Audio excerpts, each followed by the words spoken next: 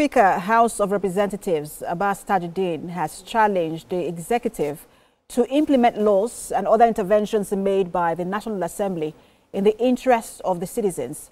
He made the appeal at the inaugural National Policy Dialogue on the legislative agenda of the 10th House National Assembly, or the 10th House rather.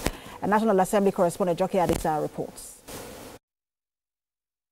Barely 5 months after its inauguration in 2023, the 10th House of Representatives launched an 8-point agenda to complement President Bola Tinubu's Renewed Hope agenda. The legislative agenda includes strengthening good governance, electoral reforms, as well as climate change and environmental sustainability.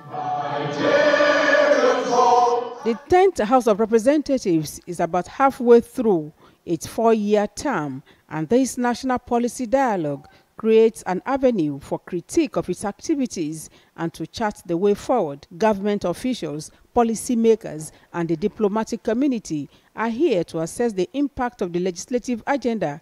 The dialogue creates a platform where lawmakers, policymakers, academia, civic society, and development partners can speak, and we can listen with humility and act with courage. The Speaker says the 10th House has conducted a robust oversight on the executive, investigating economic reforms and security efforts. He, along with one of his predecessors, raised concern about the inability of the executive to implement Parliament's interventions, including laws. We will continue to act with courage and with determination. We recognize that passing laws is not enough. We must also ensure that they are implemented and implemented faithfully, and that government actions are almost always subject to scrutiny.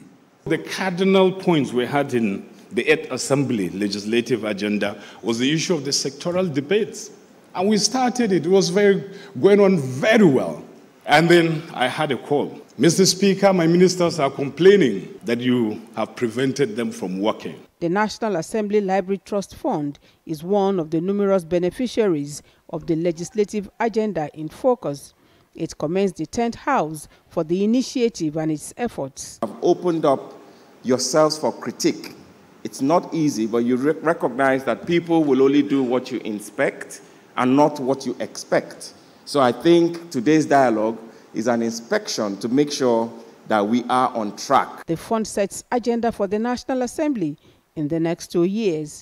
Nigerians want to know what we're doing, how we're implementing, and then track the bills and the legislative activities that are happening in the 10th Assembly and relate them to actual dividends on ground in terms of governance. Among the expected outcomes of the policy dialogue is enhanced understanding and visibility of the legislative agenda. The outcome of this policy dialogue is expected to shape the direction of the legislative agenda of the 10th House of Representatives as it navigates through the second half of its 4-year tenure.